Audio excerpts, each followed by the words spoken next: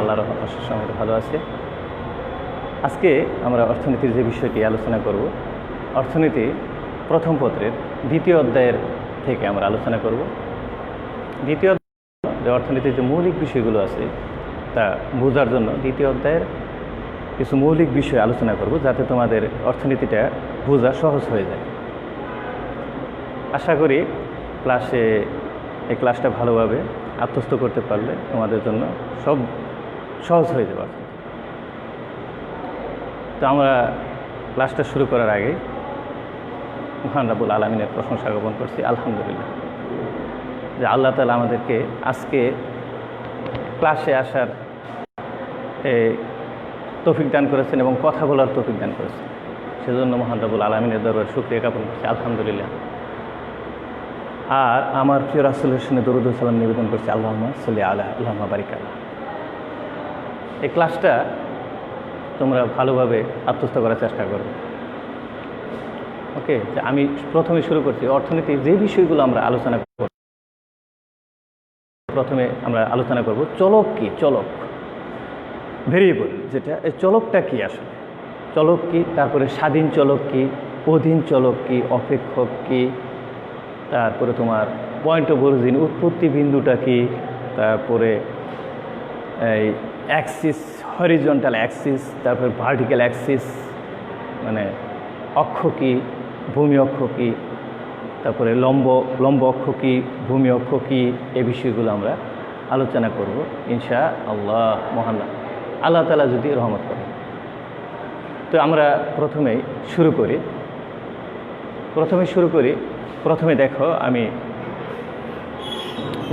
লিখতেছি আগে যে চলক কি। চলকের সংজ্ঞাটা আগে লিখে নিচ্ছি, যে যেসব বিষয় বা রাশিগুলোর মান পরিবর্তনশীল এবং যাদের মান ভিন্ন ভিন্ন অবস্থায় ভিন্ন ভিন্ন হয়ে থাকে তাদেরকে কি বলে, চলক বলে। এই বিষয়টা আবার বলি, সুন্দর করে তোমরা বোঝার চেষ্টা করো। যে সকল বিষয় বা রাশিগুলোর মান পরিবর্তনশীল, অর্থাৎ সবসময় কি থাকে না, স্থির থাকে না, কি হয়, চেঞ্জ হয়, পরিবর্তন হয়ে যায়। যে সকল বিষয় বা রাশিগুলোর মান পরিবর্তনশীল এবং যাদের মান ভিন্ন ভিন্ন অবস্থায় বিভিন্ন অবস্থা ভেদে বিভিন্ন স্থান হইতে পারে, বিভিন্ন অবস্থায় কি হয়ে যায়, চেঞ্জ হয়ে যায়, সেগুলোই কি, চলক। তাহলে চলকের এটা উদাহরণ দিলে তোমাদের কাছে স্পষ্ট হবে। যে প্রথমে আমরা ধরে নিচ্ছি কি, প্রাইস, পি দিলেই বুঝবে যে পিটা হচ্ছে কি একটা চলক। পিটা কি, পিতে আমরা লিখছি প্রাইস মানে কি, দাম। আরও লিখে নিই,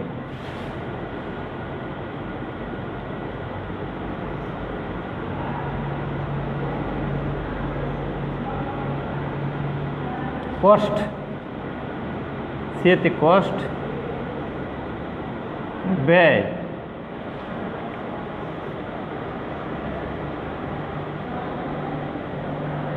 ডিমান্ড,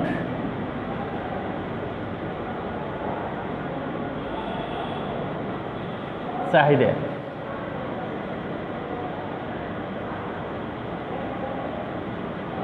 সাপ্লাই,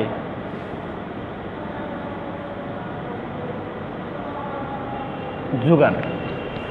আমরা মূলত এই বিষয়গুলো আলোচনা করি, তাহলে আমাদের কাছে এই বিষয়টা মানে চলকটা কি স্পষ্ট হয়ে যাবে। প্রথমেই আমরা আলোচনা করি যে সংজ্ঞাটা আমরা আলোচনা করেছি। সংজ্ঞাটা হচ্ছে যে সকল বিষয় বা রাশিগুলোর মান পরিবর্তনশীল এবং যাদের মান ভিন্ন ভিন্ন অবস্থায় ভিন্ন ভিন্ন হয়ে থাকে তাদেরকে কি বলে, চলক বলে। প্রথমেই আমরা একটি উদাহরণ হিসাবে প্রাইস, দামটা, বাংলাদেশে, বিশেষ করে বাংলাদেশে, আমাদের দেশে দেখো যে কোনো পণ্যের মূল্য প্রতিনিয়ত চেঞ্জ হচ্ছে। তুমি যদি বাজারে আজকে যে প্রাইসটা দেখে আসছো, এক সপ্তাহ আগে কিংবা 15 দিন আগে পেঁয়াজের দামটা যেরকম দেখে আসছো, এই এক সপ্তাহ পরে গিয়ে দেখবা যে সেরকম দাম নেই। আগে ছিল 30 টাকা, এখন 80 টাকা। আবার 2 দিন পরে গিয়ে দেখবা যে এই 70 টাকা, 100 টাকা হয়ে গেছে। কমে না, বাড়তেছে। আবার অবস্থা বেঁধে আবার কি হচ্ছে, কমেও যাচ্ছে। যেমন দেখা যায় চাউলের দাম, যে কোনো পোশাকের দাম, যে কোনো একটা ইলেকট্রনিক সামগ্রীর দাম, সব কিছুর দাম, কত কত পণ্য আছে, সব পণ্যের দাম কি সবসময় স্থির থাকে? অবশ্যই স্থির থাকে না। তাহলে অবশ্যই এই পণ্যের দাম কি হচ্ছে? বৃদ্ধি পাচ্ছে, আবার কি হচ্ছে? হ্রাস পাচ্ছে। তাহলে যে বিষয়টার যে মানগুলো প্রতিনিয়ত পরিবর্তন হচ্ছে সেটাই কি চলক। তাহলে পিটা দামটা প্রতিনিয়ত সারা দেশে কত পণ্য আর সমস্ত পণ্যর দাম কি হচ্ছে? পরিবর্তন হচ্ছে। যদি আমরা দেশের কথা বললাম, এবার তো সারা পৃথিবীতে সমস্ত পণ্যের মূল্য কি সবসময় স্থির না? বিভিন্ন অবস্থা, যেমন মধ্যপ্রাচ্যে বিশাল একটা যুদ্ধ লেগে যায়, যুদ্ধ লাগার সাথে সাথে তেলের মূল্য কী হয়? বৃদ্ধি পেয়ে যায়। এই যে আর্মেনিয়া আজারবাইজান যুদ্ধ লাগছে, এই যুদ্ধের প্রেক্ষিতে বিভিন্ন ধরনের এই পণ্যের মূল্য কী হয়ে যায়? যুদ্ধের প্রেক্ষিতে পণ্যের মূল্য বৃদ্ধি পেয়ে আবার হ্রাস পায়। এরকম সারা পৃথিবীতে সমস্ত পণ্যের দাম সবসময় কি স্থির থাকে? স্থির থাকে না, বিদায় পরিবর্তন হয়। সেজন্য পিটা হচ্ছে কি একটা চলক, পরিবর্তনশীল, ভিন্ন ভিন্ন অবস্থায় ভিন্ন ভিন্ন হয়ে থাকে। সেটা হচ্ছে, সেজন্য পিটা হচ্ছে কি একটা চলক। আরেকটা লক্ষ্য করার বিষয় যে কষ্ট, এখন ব্যয়টা, অর্থাৎ তুমি যে টাকা নিয়ে বের হয়েছো, তোমার আব্বা আম্মা যে টাকা দিচ্ছে, এই টাকা কি সব প্রতিদিন সমান লাগে? না। তোমার আব্বা যে ফ্যামিলিটা চালায়, প্রতিদিন কি সমান ব্যয় হয়? না। তাহলে প্রতিনিয়ত তোমার ব্যয়টা কি হচ্ছে? বাড়তেছে আবার কমতেছে, পারিবারিক ব্যয়টা। এই ব্যয়টাও কি একটা চলক। তাহলে সিটাও একটা চলক। কস্ট মানে কি? ব্যয়, এটাও একটা চলক।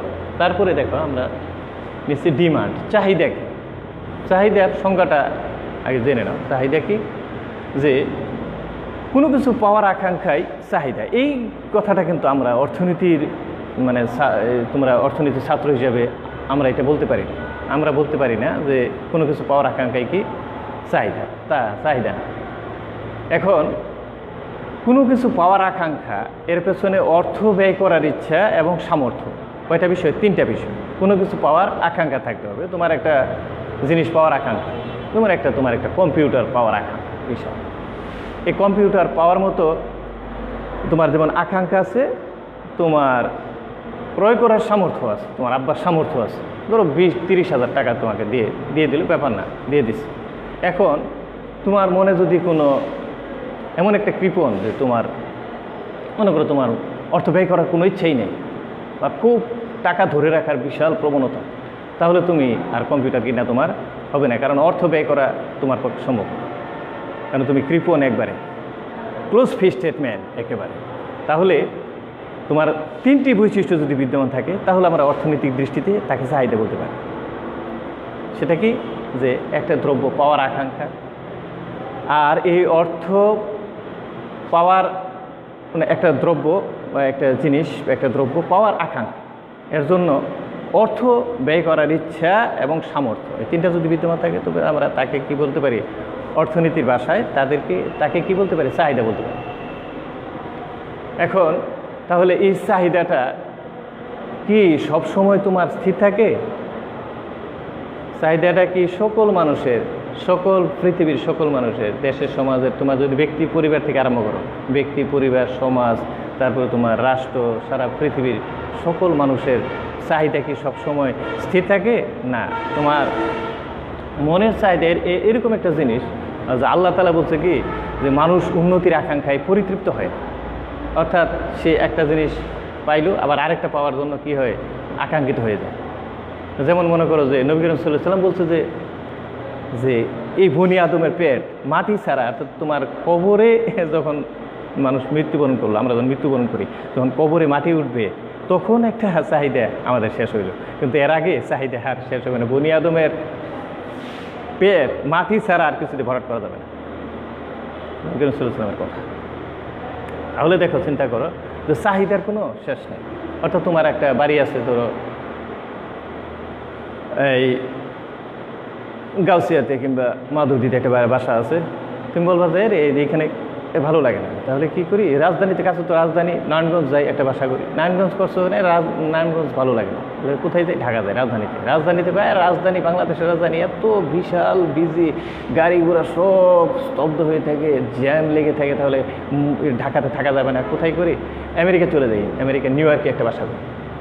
নিউ ইয়র্কে বাসা করছো, তখনও আবার ভালো নেই, আরও আকাঙ্ক্ষা থাকছে কোথায় যাই গিয়ে মঙ্গল গ্রহে চলে যাই। তো এইরকম এই আকাঙ্ক্ষা পূর্ণ হইতে হইতে আস্তে আস্তে এই আজরাইল এসে গেছে, শেষ, দুনিয়া তোমার শেষ। মানুষ তাহলে, মানুষের আকাঙ্ক্ষার কোনো কি নাই, শেষ নেই, তাহলে চাহিদার কোনো কি নাই, শেষ নেই। তাহলে এই যে পরিবর্তন হচ্ছে চাহিদাটা, এর জন্য এই চাহিদাকে আমরা জানলাম। তাহলে এই যে প্রতিনিয়ত যে পরিবর্তন হচ্ছে, এই পরিবর্তনটা কি? এটাই হচ্ছে তোমার চলক। ডিটা হচ্ছে কি, সেজন্য ডিটা হচ্ছে কি ডিমান্ড, ডিমান্ড সেটা হচ্ছে কি চলক। চাহিদাটা কি একটা চলক, এটা প্রতিনিয়ত কি হচ্ছে, পরিবর্তন হচ্ছে। হ্যাঁ, আজ থেকে 20 বছর আগে কিংবা তোমার মোবাইলের জানতাই না, মোবাইলের চাহিদা তেমন ছিল না। এখন আবার কি হয়েছে, মোবাইল এসে গেছে, কম্পিউটার এসে গেছে, এখন তোমার কী হয়েছে, নিত্য প্রয়োজনীয় দ্রব্য হয়ে গেছে, বিশাল চাহিদা হয়ে গেছে তোমার।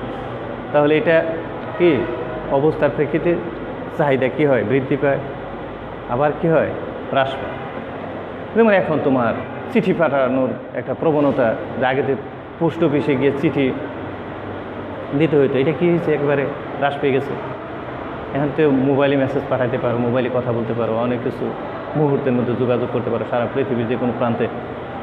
তাহলে চাহিদাটা কী হয়, বাড়ে এবং কমে। এটা হলো কি তোমার একটা চলো। তারপরে দেখো এখানে আছে সাপ্লাই। সাপ্লাই মানে কি, যোগান। সাপ্লাই মানে কি, যোগান। যোগানটা কি, যে কোনো দ্রব্যের উৎপাদন করে প্রস্তুত করে দেওয়া, এই যোগান। এরকম আমরা অর্থনীতির ছাত্রছাত্রী হিসাবে বা অর্থনীতির ছাত্রছাত্রীরা, আমরা এটা ছাত্র শিক্ষক, আমরা এটা ধরে নিতে পারি না। যোগান কি, অর্থনীতির ভাষায় যোগান হচ্ছে একটি নির্দিষ্ট সময়ে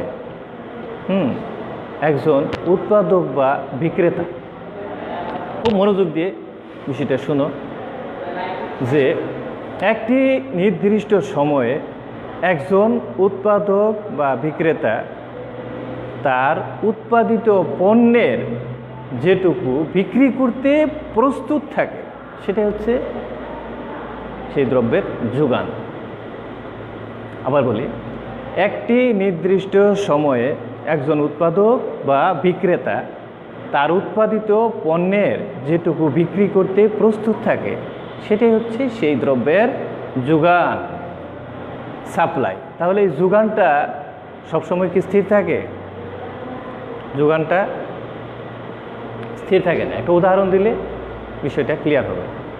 যেমন মনে করো যে তোমার বাড়ির পাশে একটা টেক্সটাইল আছে, সেখানে কি হয়, ধরো 3 পিস উৎপাদন, 3 পিস। তোমার প্রতিবেশী একটা টেক্সটাইল আছে, এখানে সে কি করে 3 পিস উৎপাদন করে, সে কি করে 103 পিস উৎপাদন করছে। 103 পিস তার উৎপাদন হয়েছে, 103 পিস কিন্তু সে বিক্রি করতে পারবে না। 103 পিসের মধ্যে তার 10টা 3 পিস নষ্ট হয়ে গেছে, অর্থাৎ বিভিন্ন কাপড়ের ছিদ্র হয়েছে, ছেঁড়া হয়েছে, ছেঁড়া বের হয়েছে, ডিজাইনটা কেটে গেছে, এরকম হয়েছে। এই জন্য তার 10টা 3 পিস নষ্ট হয়ে গেছে। 103 পিসের মধ্যে 10টা কী হয়েছে, নষ্ট হয়ে গেছে। আবার সে চিন্তা করছে যে এই 3 পিসের মধ্যে আমার 10টা 3 পিস আত্মীয় স্বজনকে দিতে হবে। তার যে অনেক বন্ধুবান্ধব আত্মীয় স্বজন আছে, তাদেরকে সে 10টা 3 পিস গিফট করছে, দিয়ে দিচ্ছে। তাহলে 10টা নষ্ট হয়ে গেছে, আর 10টা সে কী করছে, আত্মীয় স্বজনকে দিয়েছে উপহার হিসেবে। আর সে চিন্তা করছে যে আমার যে দোকানটা আছে, সেখানে প্রদর্শনীর জন্য 5টা 3 পিস রেখে দিয়েছে, প্রদর্শনীর জন্য সাজাই রাখছে। সবাই দেখবে 3 পিসটা কেমন হয়েছে, হ্যাঁ, ডিজাইনগুলো কেমন, সবাই দেখে তারপরে তো ক্রয় করবে। সেজন্য সে সাজিয়ে রাখার জন্য 5টা রেখে দিয়েছে। কয়টা চলে গেছে, 10টা চলে গেছে, নষ্ট হয়ে গেছে। আর 10টা আত্মীয় স্বজনকে, বন্ধু বান্ধবকে দান করেছে। আর 5টা 3 পিস কি প্রদর্শনীর জন্য সাজিয়ে রাখছে দোকানে, তাহলে 25টা চলে গেছে। তাহলে আর কয়টা আছে, 75টা 3 পিস তার কাছে আছে। এখন এই 75টা 3 পিস একটা নির্দিষ্ট সময়ে এই উৎপাদক বা বিক্রেতা নির্দিষ্ট সময়ে উৎপাদন করছে। এখন নির্দিষ্ট দামে সে এই থ্রি পিসগুলো বিক্রি করতে, এই 75টা থ্রি পিস বিক্রি করতে সে প্রস্তুত। সেজন্য সে দোকানে থ্রি পিসগুলো সাজাইছে এখানে নির্দিষ্ট দামে, অর্থাৎ সে 500 টাকা, 600 টাকা, 1000 টাকা হতে পারে, 2000 টাকা এরকম হইতে পারে। সে নির্দিষ্ট দামে, যে দামে উৎপাদন করছে তার থেকে বেশি দামে সে কী করবে, বিক্রি করবে। বিক্রি করতে সে এখন প্রস্তুত। এই যে প্রস্তুত হচ্ছে, এটাই হচ্ছে কি তার এই দ্রব্যের যোগান। এখন যোগান কি সবসময় স্থির থাকে? এখন সে কি 100 পিসই সবসময় উৎপাদন করবে? না, যদি তার বৃদ্ধি পায়, দাম বৃদ্ধি পায়, অর্থাৎ যেটা 500 টাকা বিক্রি করতো 600 টাকা হয়েছে, 1000 টাকা হয়েছে, সে কি উৎপাদন স্থির রাখবে না বেশি উৎপাদন করবে? তাহলে অবশ্যই সে কী করবে, বেশি বেশি উৎপাদন করবে। আর যদি দাম হ্রাস পায়, উৎপাদন ব্যয় হয়েছে 500 টাকা, উৎপাদন করতে তার ব্যয় হয়েছে 500 টাকা, এখন দাম হ্রাস পেয়েছে 400 টাকা, তাহলে কি উৎপাদন সে বজায় রাখবে? না, সে অবশ্যই কী করবে, অন্তত লস দিয়ে সে উৎপাদন করবে না, তাহলে তার সেই উৎপাদন কী করবে, বন্ধ করে দেবে।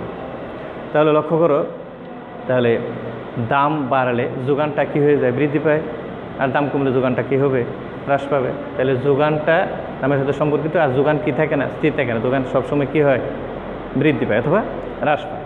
এরকম চাহিদা সবসময় কি স্থির থাকে না, অর্থাৎ তোমার দাম বাড়লে চাহিদাটা কমে যায়, দাম কমলে চাহিদাটা বেড়ে যায়। দামের সাথে চাহিদার সম্পর্ক বিপরীত, আর দামের সাথে যোগানের সম্পর্ক কি ধনাত্মক, অর্থাৎ দাম বাড়লে যোগান বাড়ে, দাম কমলে যোগান কমে। আর দাম বাড়লে চাহিদা কি হয়ে যায়, কমে যায়। আর দাম অর্থাৎ মোবাইলের দাম, অর্থাৎ একটা মোবাইলের দাম 25,000 টাকা, বিশাল সুযোগ সুবিধা তাতে বিদ্যমান, অর্থাৎ সেটার দাম যদি 10,000 টাকা হয়ে যায়, তাহলে সাথে সাথে চাহিদা কী হবে, ব্যাপক আকারে বৃদ্ধি পাবে। দাম কমলে চাহিদা কী হবে, ব্যাপক আকারে বৃদ্ধি পাবে। আর দাম বাড়লে চাহিদাটা কী হবে, কমে যাবে। যেটা ছিল 10,000 টাকা, সেটা যদি কিনতে পারবে না, কিনতে পারবে না। তাহলে দাম বাড়ার চাহিদাটা কি কমে যাবে, তাহলে চাহিদাও স্থির থাকে না, যোগানও কি থাকে না, স্থির থাকে না। তাহলে এগুলো কি অবশ্যই সব চলক। ক্লিয়ার? এবার আমরা দেখব স্বাধীন চলক।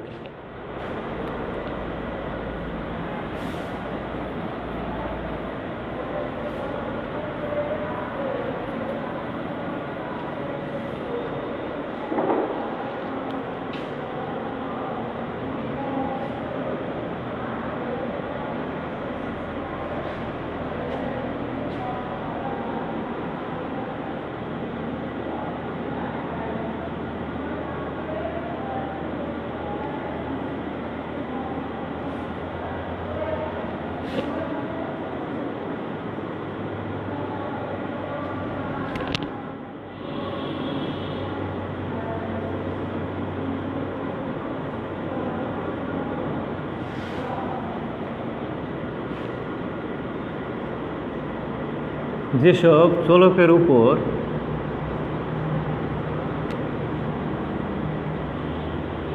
ইচ্ছামতো, যেসব চলকের উপর ইচ্ছামতো মান, যেসব চলকের উপর ইচ্ছামতো মান আরোপ করা যায়, যেসব চলকের উপর ইচ্ছামতো মান আরোপ করা যায় এবং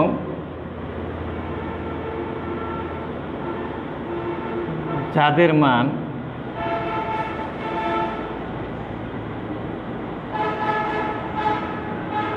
অন্য কোনো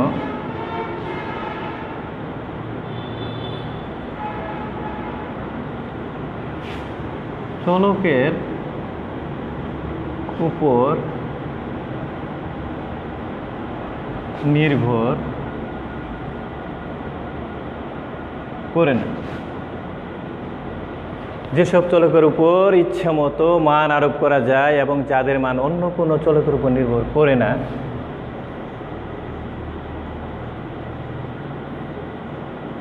তাদেরকে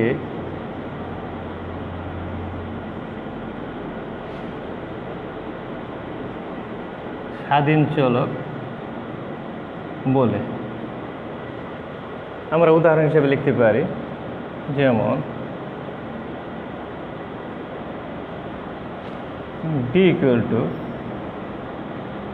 10 মাইনাস 2p। এবার আমরা আলোচনা করি যে, লক্ষ্য করো প্লিজ, যে স্বাধীন চলক কি আসলে। স্বাধীন চলক যেসব বিষয় বা যেসব চলকের উপর ইচ্ছামতো মান আরোপ করা যায়। এই যে আমরা চলক কি জানলাম, এখন এই চলকের উপর ইচ্ছামতো মান আরোপ করা যায় যেগুলোর উপর, সেটা হচ্ছে স্বাধীন চলক, যার মান অন্য কোনো চলকের উপর নির্ভর করবে না। আর যার উপর ইচ্ছামতো মান আরোপ করা যায় সেটা হচ্ছে কি স্বাধীন চলক। হ্যাঁ, যেমন একটা উদাহরণ দিচ্ছে এখানে দেখো, ডি হচ্ছে কি, এখানে ডি হচ্ছে ডিমান্ড অর্থাৎ চাহিদা, আর পি হচ্ছে কি প্রাইস। এখানে দুইটা চলক যে কি সেটা আমরা জেনেছি। এখন দেখো, পি দাম তোমার ইচ্ছা মতো বাড়ানো যাবে, কমানো যাবে, দামের উপর চাহিদাটা কি করে নির্ভর করে। এখন দাম যদি, এই পিটা হচ্ছে কি চলক, স্বাধীন চলক, আর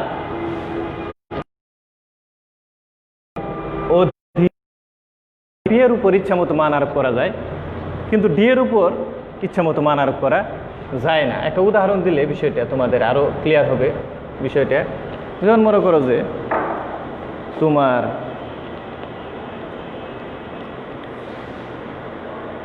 একখানি জমি আছে, এই গ্রামের ছেলেরা, একটা গ্রামের একটা উদাহরণ দিই তাহলে তোমাদের কাছে বিষয়টা ক্লিয়ার হবে। যেমন মনে করো যে তোমার একখানি জমি আছে, একখানি জমিতে ধান উৎপাদন করো। তুমি কি উৎপাদন করো? ধান উৎপাদন করো।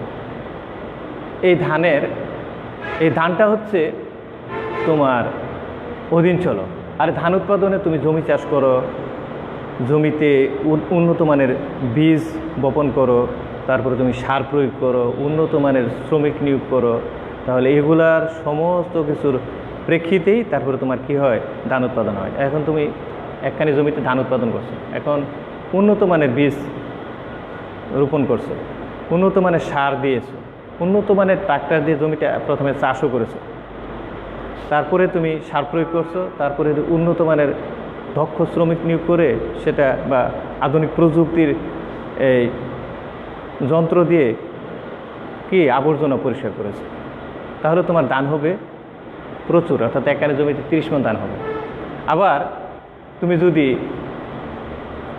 একখানে জমিতে ধান উৎপাদন করছো, কোনো উন্নত মানের বীজ রোপণ করলে না, আবার যে তুমি উন্নত মানের সার প্রয়োগ করেছো, সারও প্রয়োগ করলে না, উন্নত দক্ষ প্রযুক্তির নিড়ানি ব্যবহার করলে, এরকম করলে না, তাহলে তোমার যা উপযুক্ত সময়ে যে সেচ দরকার সেটাও দিলে না, তাহলে কি তোমার ধান হবে?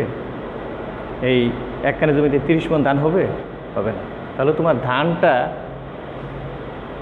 নির্ভর করতেছে, ধানের এই প্রাপ্তিটা তোমার নির্ভর করতেছে কি উন্নত মানের সার, উন্নত মানের চাষাবাদ, উন্নত মানের সার, উন্নত মানের বীজ, উন্নত সেবা যত্ন, উন্নত মানের শ্রমিক নিয়োগ করা।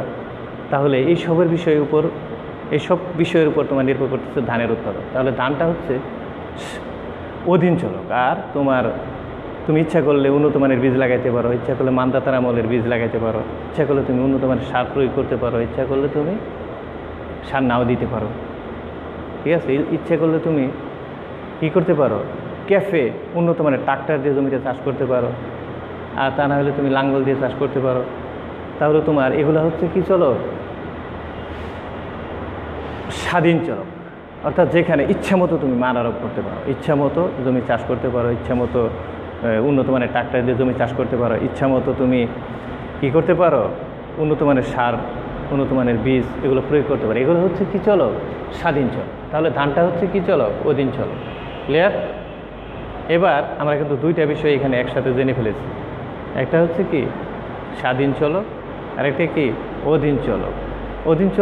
অধীন চলকটা কি এলএডি লিখে দিব, যে চলকের উপর ইচ্ছা মতো মান আরোপ করা যায়, যে চলকের উপর অধীন চলক, যে চলকের উপর ইচ্ছা মতো মান আরোপ করা যায় না, এবং যাদের মান অন্য কোনো চলকের উপর নির্ভর করে, যাদের মান অন্য কোনো চলকের উপর নির্ভর করে, তাদেরকে কি বলা হয়, অধীন চলক বলা হয়। যে অধীন চলকটা আমরা এখানে দুটাই জেনে ফেলেছি, একটা হচ্ছে স্বাধীন অর্থাৎ ধান আমরা ধরে নিচ্ছি যে ধানটা স্বাধীন অধীন চলক, ধান কি অধীন চলক। আর এই যে উপকরণগুলো দেখলা এটা কি হচ্ছে, এটা হচ্ছে যে স্বাধীন চলক। ক্লিয়ার? তাহলে আবার আরেকটা উদাহরণ দেওয়া যাক। যেমন তোমার পাশে দেখবে যে একটা টেক্সটাইল আছে, সুতো একটা ছোটো একটা টেক্সটাইল আছে, এখানে তোমার একটা উড়না তৈরি হয়, উড়না তৈরি করে। এখন উড়না যে তৈরি হয়, এখন উড়নাটা হচ্ছে তোমার অধীন চলক। আর স্বাধীন চলক কি?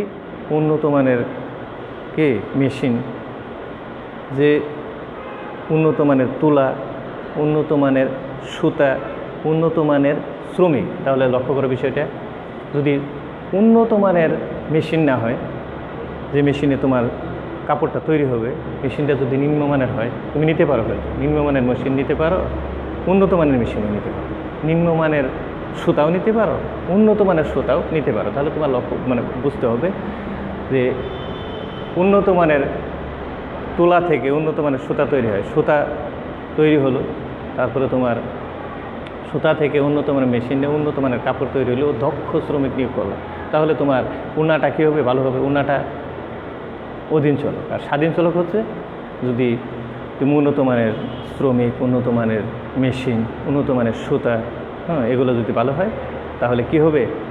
উন্নত মানের কাপড় তৈরি হবে, উন্না তৈরি হবে। তাহলে লক্ষ্য করো এখানে যে এই উড়নাটা হচ্ছে কি চলক? অধীন চলক। আর স্বাধীন চলক হচ্ছে কি? বিভিন্ন ধরনের উপকরণ, যেমন উন্নত মানের মেশিন, উন্নত মানের সুতা, উন্নত মানের শ্রমিক, দক্ষ শ্রমিক, এগুলো যেমন উদাহরণ দিলাম। আর এখানে যে উদাহরণটা দিছি, এখানে হচ্ছে দামটা আর চাহিদাটা। এবার আমরা লিখে অধীন চলক। অধীন চলক, অধীন চলকটা লিখে দিই সংজ্ঞাটা। যেসব চলকের উপর ইচ্ছামতো মান আরোপ করা যায়,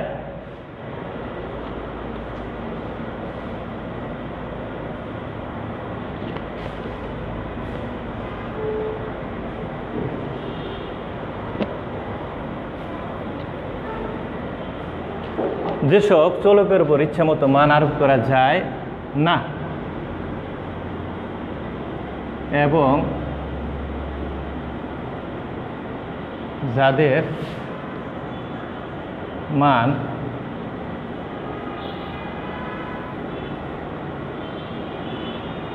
অন্য কোনো চলকের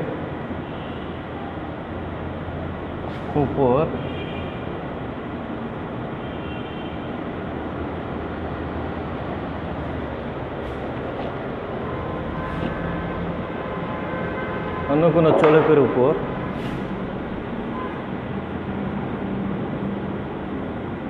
নির্ভর করে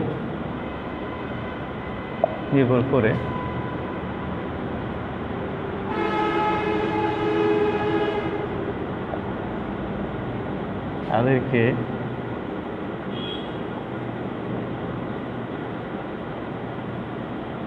অধীন চলক বলে।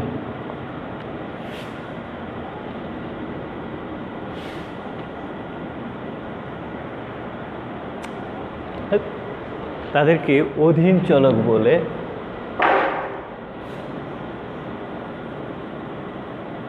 যেমন S equal to 10 plus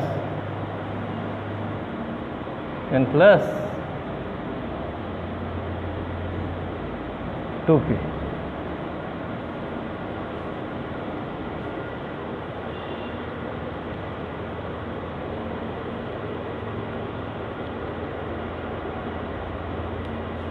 S equal to 10 plus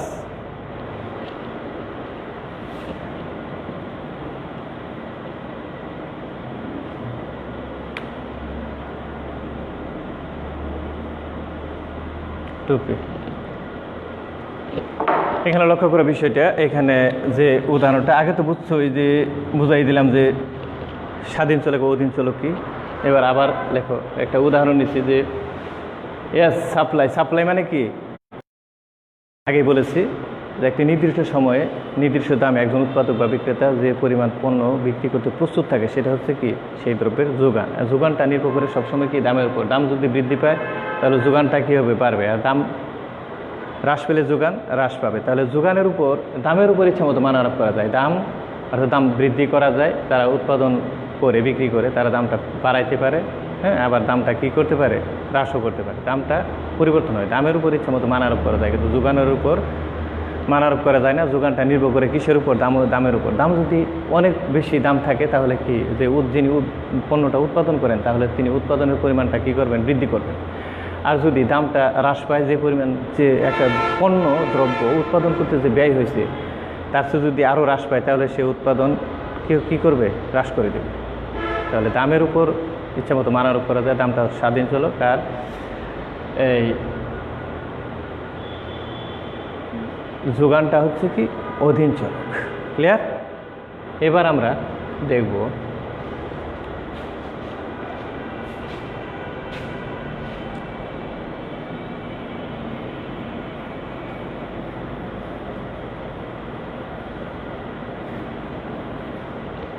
অপেক্ষক কি। অপেক্ষক এবার দেখব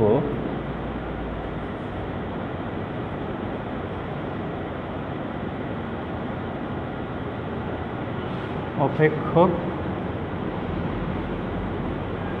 কি।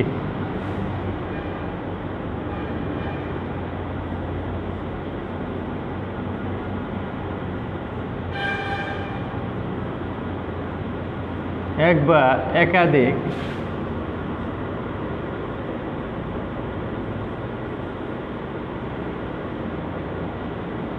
স্বাধীন চলকের উপর, এক বা একাধিক স্বাধীন চলকের উপর কোনো অধীন চলকের, এক বা একাধিক স্বাধীন চলকের উপর কোনো অধীন চলকের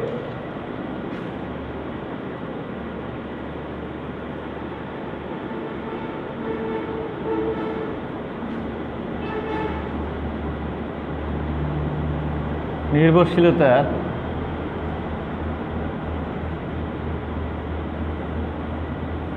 বিষয়টি, এক বা একাধিক স্বাধীন চলকের উপর কোনো অধীন চলকের নির্ভরশীলতার বিষয়টি যে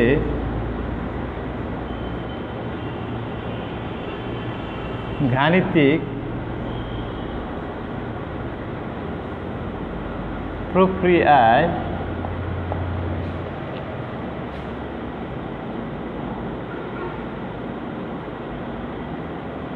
প্রকাশ করা হয় তাকে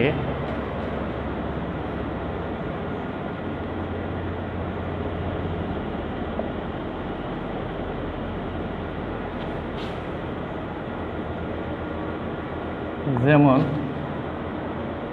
d = 10 - 2p। দেখো এখানে আমরা লিখেছি যে এক বা একাধিক স্বাধীন চলকের উপর কোনো অধীন চলকের নির্ভরশীলতার বিষয়টি যে গাণিতিক প্রক্রিয়ায় প্রকাশ করা হয় তাকে কি বলে, অপেক্ষক বলে।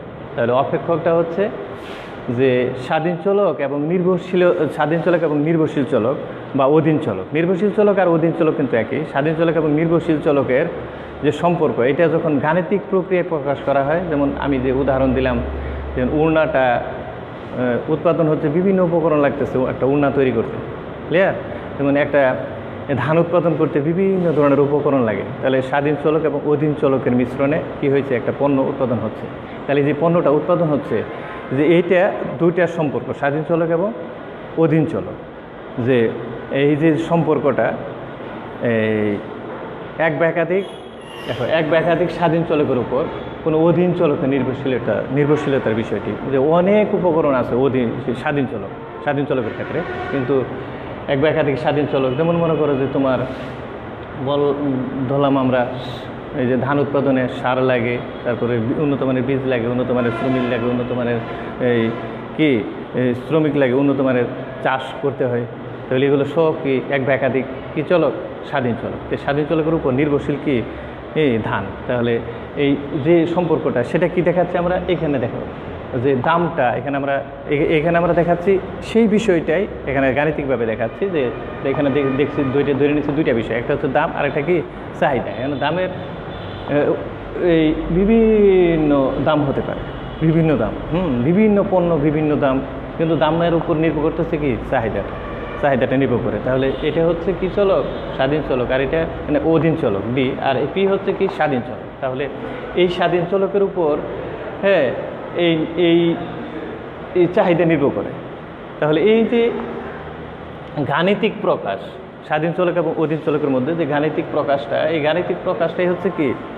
গাণিতিক প্রকাশটাই হচ্ছে অপেক্ষক। স্বাধীন চলক এবং অধীন চলকের মধ্যে যে গাণিতিক প্রকাশ, গাণিতিক বহিঃপ্রকাশ, সেটাই হচ্ছে কি? অপেক্ষক। ক্লিয়ার? আশা করি ক্লিয়ার হয়েছে। এবার আমরা দেখব যে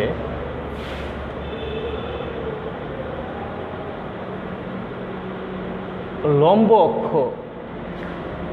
লম্ব অক্ষ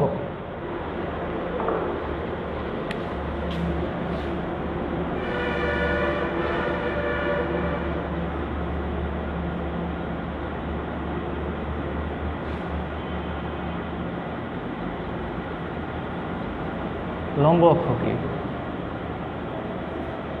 তারপরে ভূমি অক্ষ কি,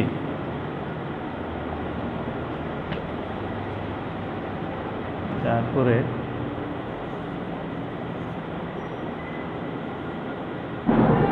উৎপত্তি বিন্দু কি।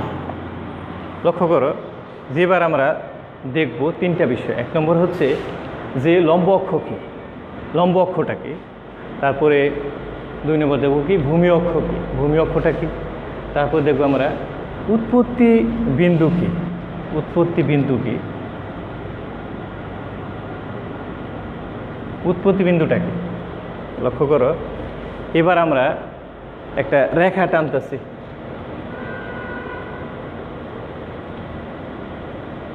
উপরে থেকে নিচে একটা রেখা টানতেছি। এই রেখার আমরা একটা নাম দিতে পারি।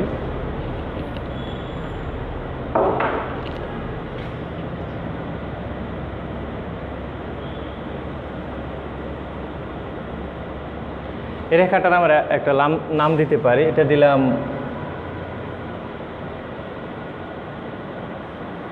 ওয়াই। এটা উপরে থেকে নিচে যে একটা রেখা অঙ্কন করলাম, এটা হলো কি রেখা? লম্ব অক্ষ। এটাই লম্ব রেখা বা লম্ব অক্ষ।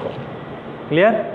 আবার এটা উপরে থেকে, লক্ষ্য করো, উপরে থেকে নিচে একটা রেখা টানছে, এটা কি? লম্ব অক্ষ বা লম্ব রেখা। আবার এবার দেখো,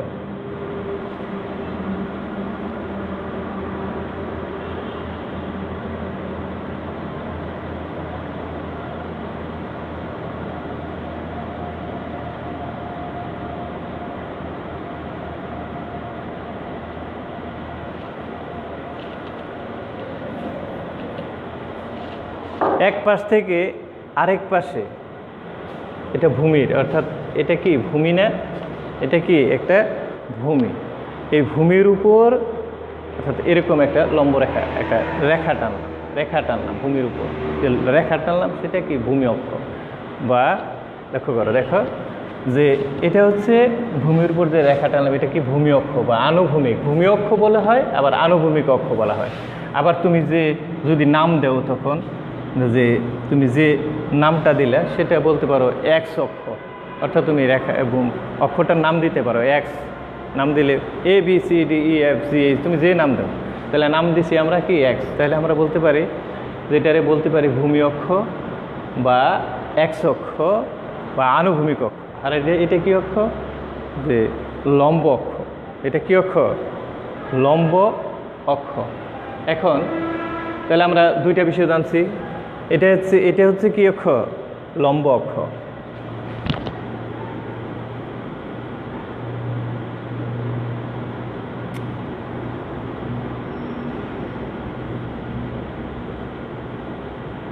লম্ব অক্ষ।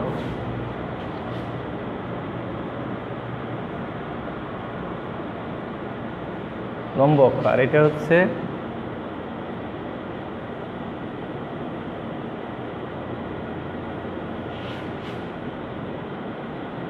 ভূমি অক্ষ।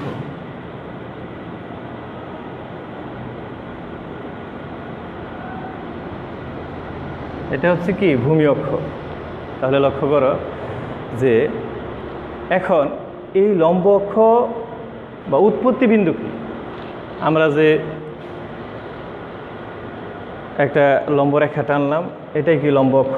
আর যেটা ভূমির উপর একটা রেখা টানছে, এটা কি অক্ষ? ভূমি অক্ষ। এবার উৎপত্তি বিন্দু কি? উৎপত্তি বিন্দুটা কি সেটা আমরা জানবো। হ্যাঁ, উৎপত্তি বিন্দু কি? অর্থাৎ এটা লম্ব অক্ষ বা লম্ব রেখা, আর এটা ভূমি অক্ষ বা ভূমি অক্ষভিত্তিক রেখা। এই রেখা দুটি রেখা, লম্ব অক্ষ, এটা কি? লম্ব অক্ষ। আর এটা কি? ভূমি অক্ষ। লম্ব অক্ষ এবং ভূমি অক্ষ পরস্পর যে বিন্দুতে ছেদ করেছে, এই দুটি রেখা কিন্তু ছেদ করেছে কি? আমরা নাম দিলাম এটা শূন্য। অর্থাৎ এটা কি? এখানে শূন্য। অর্থাৎ দুটি রেখা যেখানে মিলিত হয়েছে, অর্থাৎ লম্ব অক্ষ এবং ভূমি অক্ষ মিলিত হয়েছে কি বিন্দুতে? ও বিন্দুতে। এখন এই ও বিন্দুটাই হচ্ছে উৎপত্তি বিন্দু, অর্থাৎ point of origin. Point of origin, উৎপত্তি বিন্দু। পয়েন্ট অফ অরিজিন, উৎপত্তি বিন্দু। অর্থাৎ আমরা অর্থনীতি যে বিষয়ে শুরু করব, যে কোনো বিষয়ের চিত্র শুরু করব, যে কোনো বিষয়ের এই গ্রাফস বা লেখচিত্র অঙ্কন শুরু করব, সব কিছু শুরু হবে কোথা থেকে? শূন্য থেকে। এই শূন্য থেকে এই দুটি রেখা, এটা লম্ব অক্ষ এবং ভূমি অক্ষ যে মিলিত হয়েছে যে বিন্দুতে, এই বিন্দু থেকে কি হবে? আমরা শুরু করতে পারি যে বিভিন্ন মান স্থাপন করব। ভূমি অক্ষের বিভিন্ন মান, ভূমি অক্ষের যেমন প্লাস মান আসতে পারে, ভূমি অক্ষের মাইনাস মান আসতে পারে, ভূমি অক্ষের লম্ব অক্ষের আবার প্লাস মান আসতে পারে, লম্ব অক্ষের ভূমি মাইনাস মান আসতে পারে। তাহলে বিভিন্ন মান আমরা যে স্থাপন করব, সেখানে কোথা থেকে স্থাপন করব? শুরু করব কোথা থেকে? শুরু করব এই যে দুটি রেখা যেখানে মিলিত হয়েছে, এটা হচ্ছে পয়েন্ট অফ অরিজিন, অর্থাৎ উৎপত্তি বিন্দু। আর এটা হচ্ছে কি? লম্ব অক্ষ। লম্ব অক্ষ ভার্টিক্যাল অ্যাক্সিস যা বলা হয়, আর ভূমি অক্ষ হরিজন্টাল অ্যাক্সিস, অর্থাৎ ভূমি অক্ষ। তাহলে এই আমরা জানলাম কি বিষয়? যে লম্ব অক্ষ কি, আর ভূমি অক্ষ কি, আর উৎপত্তি বিন্দু, অর্থাৎ উৎপত্তি বিন্দু যেখান থেকে কোনো ব্যাখ্যা, কোনো গ্রাফসের অঙ্কন শুরু হবে। হ্যাঁ, সেটা হচ্ছে পয়েন্ট অফ অরিজিন, উৎপত্তি বিন্দু। ক্লিয়ার? তাহলে আমরা যে বিষয়গুলো জানছি এখানে, কয়টা বিষয়? যে মনোযোগ দিয়ে লক্ষ্য করো, আমরা কি বিষয় জানছি, খুব ইম্পর্টেন্ট বিষয়। প্রথম আমরা আজকের আলোচনায় জেনেছি চলক কি। চলক কি? তারপরে আমরা জেনেছি যে চলক, স্বাধীন চলক। তারপরে আমরা জেনেছি অধীন চলক কি। তারপরে আমরা জেনেছি আরও যে অপেক্ষক কি, অপেক্ষকটা কি সেটা আমরা জেনেছি। তারপরে আমরা আরও জেনেছি যে অক্ষ কি, লম্ব অক্ষ কি। তারপর আরও কি জেনেছি? ভূমি অক্ষ কি। আরও জেনেছি পয়েন্ট অফ অরিজিন, উৎপত্তি বিন্দু কি। এখন যে আমরা যে বিষয়গুলো আলোচনা করলাম, এগুলো অবশ্যই তোমাদেরকে বাসায় আলোচনা করতে হবে। বই খুলে বিষয়গুলো শিখবে, আর শিখে এরপরে এগুলো তুমি কি পড়েছো, কি মুখস্থ করেছো, সেটা তোমাদের বাড়ির কাজ। কি বাড়ির কাজ? মুখস্থ করবে, কিন্তু এগুলো অনেক কাজে লাগবে। সব অর্থনীতিতে তোমার এটা লাগবে, এগুলো সব মুখস্থ করবে। আর কি মুখস্থ করেছো মেসেজ করে আমাকে জানাইতে হবে। তাহলে দেখো কি বিষয় মুখস্থ করবে। 1 নম্বর কি? চলক কি, ভেরিয়েবল যেটা ইংরেজিতে। এই চলকটা কি আসলে? চলকের সংজ্ঞা আমরা লিখে দিয়েছি। তারপরে চলকের সংজ্ঞাটা মুখস্থ করবে, আর একটা উদাহরণ মুখস্থ করবে সাথে সাথে, তাহলে তোমার বিষয়টা ক্লিয়ার হবে। তারপরে কি স্বাধীন চলকটা কি, স্বাধীন চলক কাকে বলে সংজ্ঞা মুখস্থ করবে, তারপরে একটা উদাহরণ মুখস্থ করবে, একটা সমীকরণ লিখে দিচ্ছি। আবার অধীন চলকটা কি, স্বাধীন চলক আলোচনা করলে দেখো অধীন চলক সাথে এসে গেছে। অধীন চলকটা কি আলোচনা করবে, শিখবে, এটা একবারে মুখস্থ করবে। তারপর অপেক্ষক কি, এটাও কি করবে, মুখস্থ করবে। তারপরে এটা শুধু মাথায় রাখবে, বিশাল মুখস্থ করার কিছু নাই। লম্ব অক্ষ কি, অর্থাৎ শুধু একটা রেখা টানছে, হ্যাঁ, উপর থেকে নিচে, সেটাই কি রেখা, লম্ব রেখা। আর ভূমি থেকে ভূমিতে, অর্থাৎ এক পাশ থেকে আরেক পাশে যে রেখাটা টানছে সেটা কি রেখা, এটা ভূমি অক্ষ। আমরা নাম দিচ্ছি শুধু এক সাইজ, ভূমি অক্ষ, আর এটা কি লম্ব অক্ষ। তাহলে দুই রেখা ভূমি অক্ষ এবং লম্ব অক্ষ যেখানে মিলিত হয়েছে সেটা হচ্ছে পয়েন্ট অফ অরিজিন। আর সেটা নাম দিব আমরা কি, শূন্য। সেটা নাম দিব কি, শূন্য, অর্থাৎ পয়েন্ট অফ অরিজিন, উৎপত্তি বিন্দু। এখান থেকে আমরা বিভিন্ন গ্রাফসের ব্যাখ্যা এখান থেকে শুরু করব, বিভিন্ন মান স্থাপন করব আমরা চিত্রে। আগামী ক্লাসে আমরা দেখব অতি সংক্ষেপে বিষয়টা, আরেকটা বিষয় দেখব আগামী ক্লাসে ইনশাআল্লাহ, যে এটা দেখে তারপর আমরা প্রথম অধ্যায়ে চলে যাব, যেটা তোমাদের জন্য বোঝা একেবারে সহজ হবে। সেজন্য আমি আরেকটা বিষয় আলোচনা করব আগামী ক্লাসে ইনশাআল্লাহ। তবে আজকে এটি তোমাদের কিন্তু মানে স্টাডি করার বিষয়, বাড়ির কাজ, যে এই কি সব কিছু মনে রাখবে, লিখে নেবে যে চলক কি 1 নম্বর, 2 নম্বর হচ্ছে যে স্বাধীন চলক কি, 3 নম্বর হচ্ছে অধীন চলক কি, 4 নম্বর হচ্ছে অপেক্ষক কি, 5 নম্বর হচ্ছে যে লম্ব অক্ষ কি। এটা শুধু বললেই হবে, লম্ব অক্ষ সংজ্ঞা বলতে হবে না, শুধু বলবে যে এই যে উপর থেকে নিচে একটা রেখা টানলাম, রেখার নাম দিলাম ওয়াই বা যে কোনো নাম দিলাম, এই যে রেখাটা সেটাই হচ্ছে লম্ব অক্ষ। আর ভূমি থেকে ভূমিতে, অর্থাৎ এক পাশ থেকে আরেক পাশে যে একটা রেখা টেনে দিলাম, আর সেটা হচ্ছে কি ভূমির সমান্তরাল করে যে রেখা টানলাম, ভূমির সমান্তরাল করে যে রেখা টানলাম সেটা হচ্ছে কি ভূমি অক্ষ। হ্যাঁ, আর এই দুইটি রেখা অর্থাৎ ভূমি অক্ষ এবং লম্ব অক্ষ যে বিন্দুতে মিলিত হয়েছে সেটা হচ্ছে পয়েন্ট অফ অরিজিন বা উৎপত্তি বিন্দু। এইখান থেকে আমরা বিভিন্ন রেখাচিত্র শুরু করব। ক্লিয়ার? এগুলো সব বাড়ির কাছে, এগুলো সব মুখস্থ করে এটা আত্মস্থ করতে হবে তোমাদেরকে। তারপরে তোমরা ইনশাআল্লাহ ভালো করতে পারবে, আশা করি।